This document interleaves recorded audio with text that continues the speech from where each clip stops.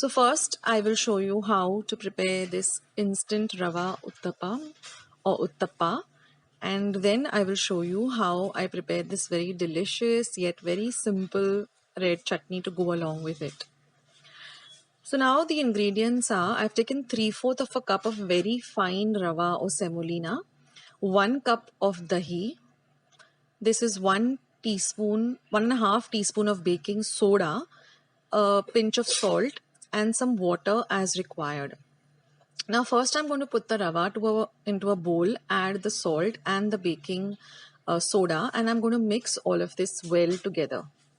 Then I'm going to add the dahi and mix it again, and then I'm going to add little water at a time, so I get a typical uttapa or dosa, a little thicker batter, not a very thick batter like an idli batter, but something which I can spread.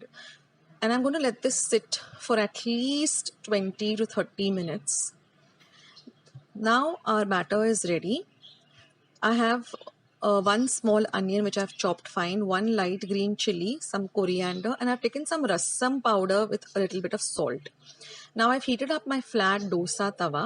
I'm just going to put a ladle full of the batter, put a little bit of oil at the side, sprinkle a little bit of the rasam with salt mixture, the onions, the chili, the coriander, and I'm just going to let it cook. Now when the edges of the uttapa start to brown, just loosen up the uttapa and press it down, and then just flip it over. Put a little bit of ghee this time and let it cook for about half a minute or so. This gets ready really quickly. And then just loosen up the edges and let it fry for a little while. So each uttapa should take you about a minute or so to prepare. And that's it, friends. Then of course clean your tawa when you're putting the next one.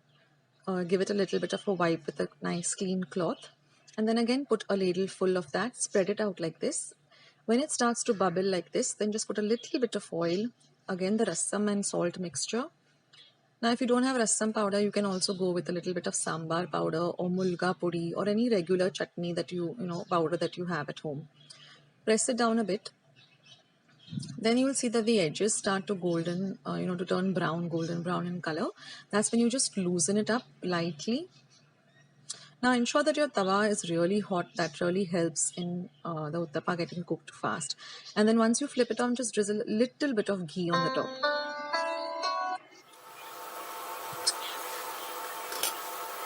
And in this way, you can prepare your uttapa. Now with the quantity that I used, I got about 5 uttapas. So if you want more, then you can just double the quantity. So these are really delicious, very crispy, and they have a very nice flavor of their own.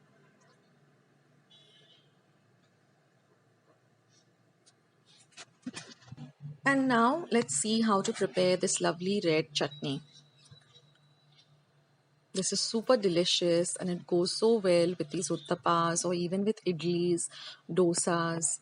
It's a real nice accompaniment and it's pretty simple. Now here I've taken half of a medium onion and just chopped it off roughly. Here I have about 4 small cloves of garlic, 2 dried red chilies, just 1 large tomato, and half a teaspoon of cumin seeds. Now I also have soaked about half a tablespoon of tamarind or chinsa in about half a cup of water.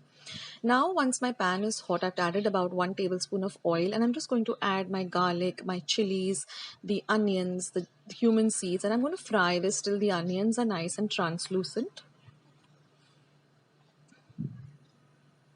on a low to medium flame.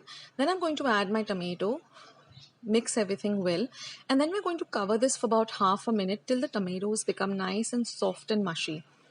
Then turn off the flame and let the mixture cool completely. Then you add it to your mixer pot once it's completely cooled. Squeeze out the juice of the tamarind. Add that. Add a little salt to taste. And then we're just going to blend this entire thing to this smooth, lovely chutney. And that's it, friends. Our chutney is all ready. Isn't that really super simple?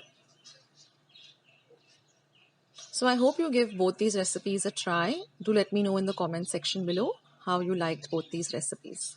Thank you.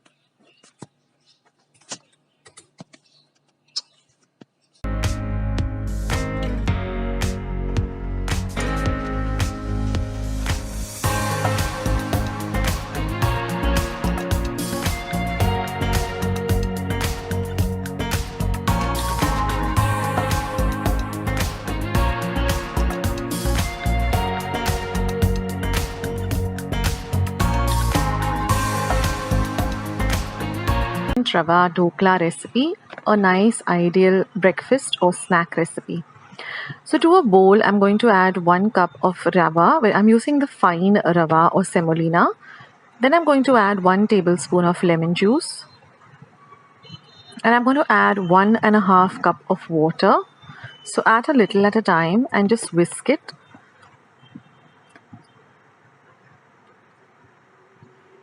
We want a batter which is very similar to a dosa batter. So mix everything well, and once you've mixed everything well, we are going to set this aside to rest for 15 minutes. So this is the kind of consistency we're looking for. Also, it will be a good time to prepare your steamer. Now after 15 minutes, give it a stir. Then I'm going to add 1 green chili that I've chopped fine. Mix the chili in well. Next, we're going to add some salt to taste. Mix the salt in well too. Next goes just half a teaspoon of oil. Stir everything nicely together.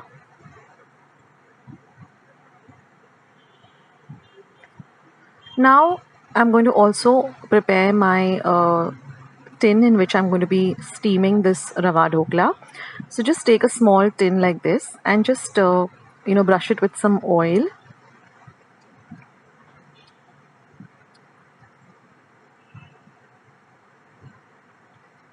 And now when your steamer is completely ready, that's when we're going to add 1 teaspoon of ENO or fruit salts and mix it vigorously till it starts to double in size like this immediately. And then you're going to pour this into your prepared tin.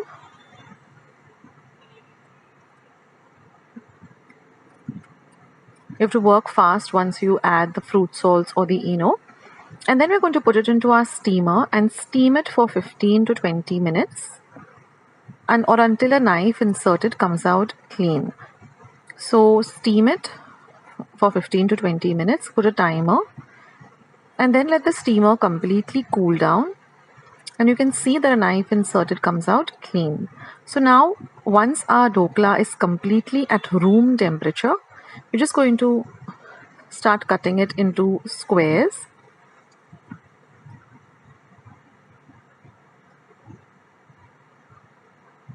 Now because we oiled the tin also, it comes out really easily.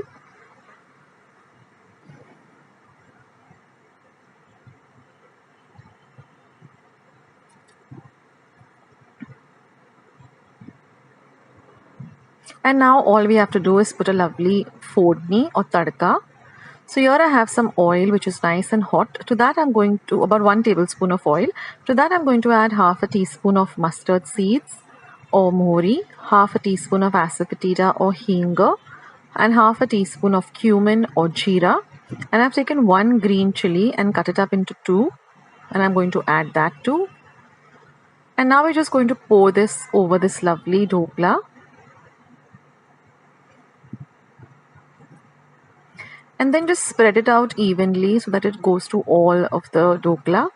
So you can use the back of a spoon also. Ensure that the tadka goes to all over the dhokla. So this is an ideal breakfast item, or when anyone's hungry to prepare. It's so simple and it gets ready also very quickly. And as you've seen, there are very few ingredients in this recipe. And then I'm just going to garnish it with some chopped up coriander or cilantro. And then all we have to do is just demold it. And it comes out really easily. And that's it, guys. Your dhokla is all ready to enjoy. So do give this recipe a try and do let me know in the comment section how you like this recipe. And I'll catch you in my next video sooner than you think. This is Akshata signing off. Take care, guys. Bye.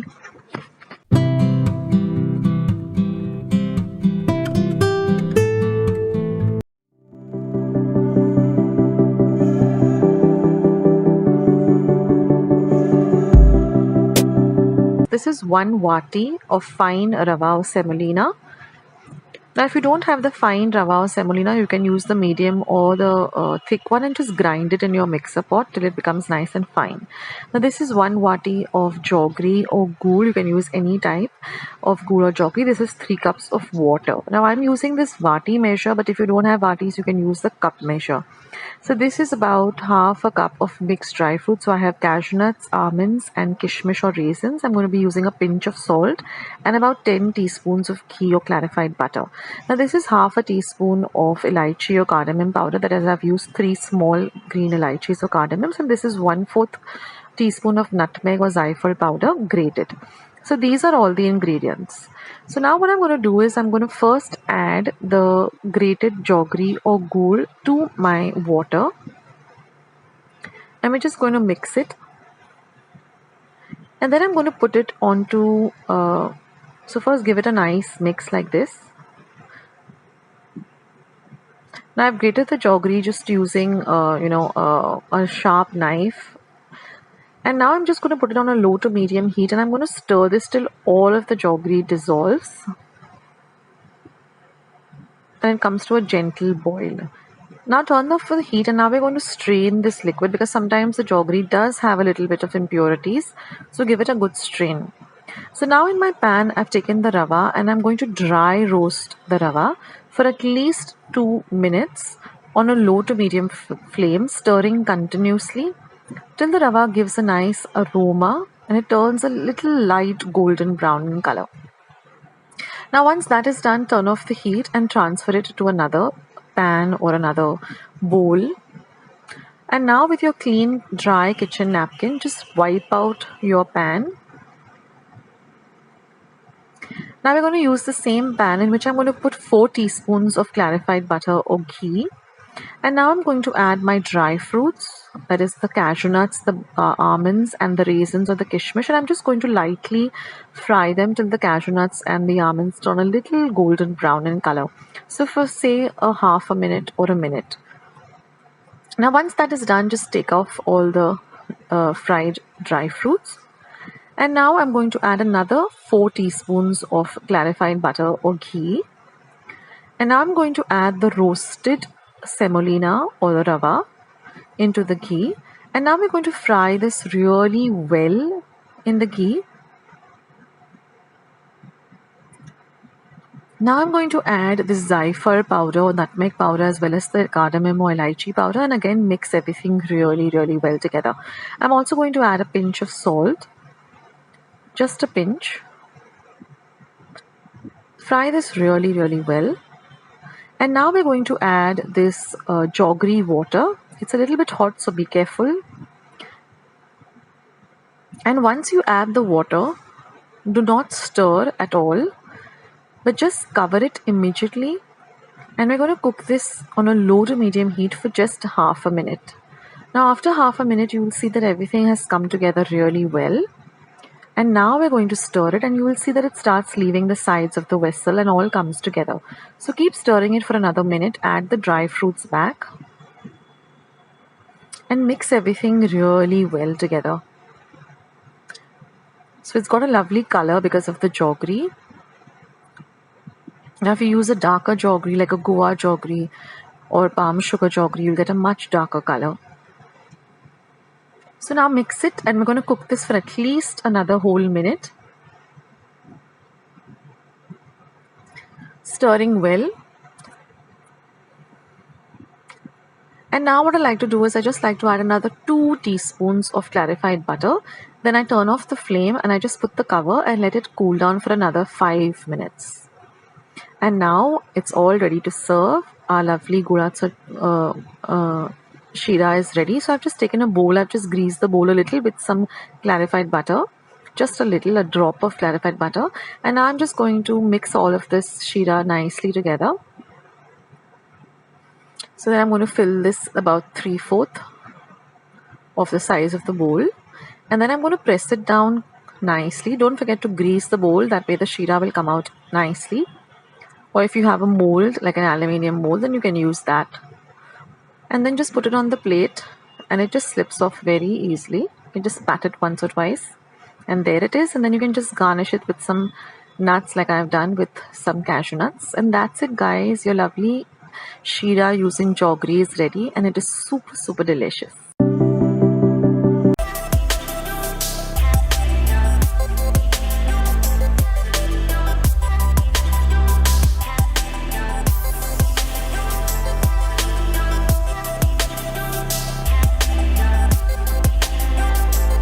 Recipe.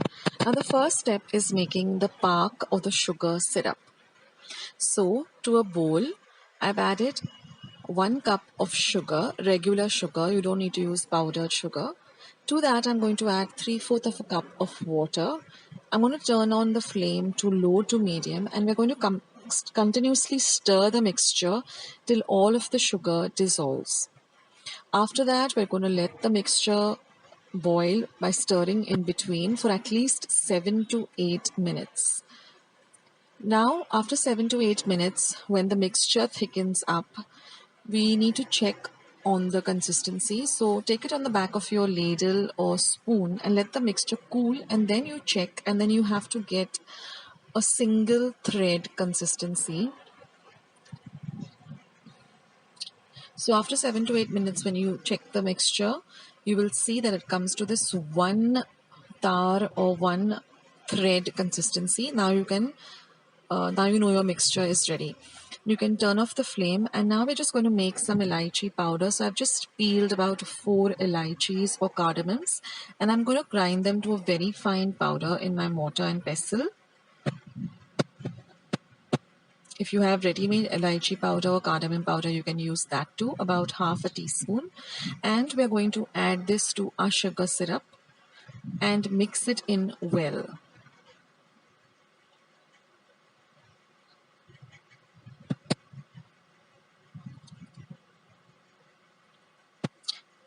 So now our sugar syrup or our pak is ready. Now we're going to heat a pan, and in that we're going to add 1 tablespoon of ghee or clarified butter, and I've taken 2 cups of very fine semolina or rava. We're going to add that to the ghee once it's hot, and we're going to fry this rava for at least 7 to 8 minutes, stirring continuously.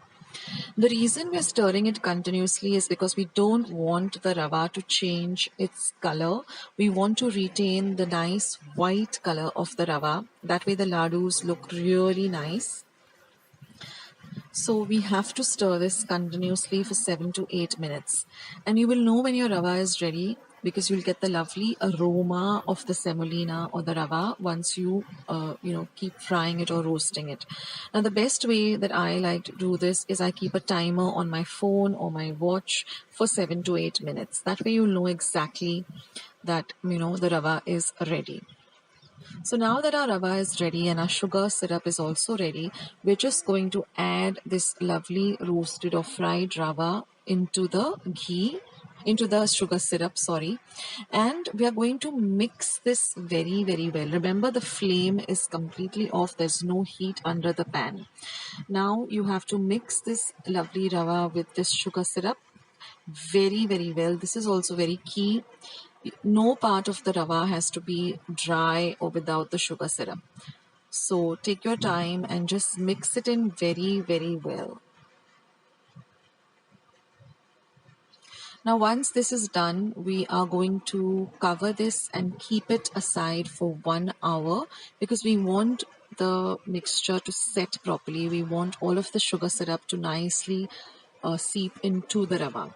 So this is also very important. We have to keep this mixture aside for an hour at least. After an hour, just loosen up the mixture. It tends to get a little bit hard and get stuck to the side of the pan. So you can also use a spoon and just scrape off the sides. Now once our mixture is nice and loosened up, it's time to roll in the ladoos. So just take a little mixture according to whatever size you prefer and just roll them out like this. They're very, very easy to roll because your mixture has set perfectly. Now we want, and of course you can decorate them with whatever you have.